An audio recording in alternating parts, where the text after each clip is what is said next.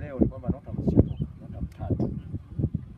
Nota ya kwanza inazungumzia kwamba barabara hizi mbili za kiungio, hii hapa taxiway A na taxiway B pale zimefungwa.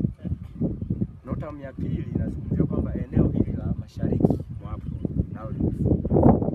Nota ya tatu inazungumzia kile kipande kilichokuwa lami kimetengeneza temporary taxiway ya muda, kwamba hiyo ndio ipo itakuwa inapita. Kwa hiyo nota tatu inaonyesha kwamba ile eneo limefungwa kuanzia leo tarehe 7 mpaka tarehe 16. Kwa hiyo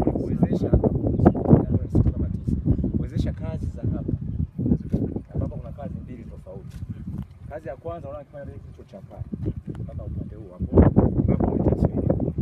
Hiki chote tunafanya kama tulivyoelezea mita 1100 kuondoa ile lami iliyochoka, kushimba tabaka lililopo, kujenge haya matabaka matatu yote upya, ile na subbase, ile na base mpaka kwenye lami.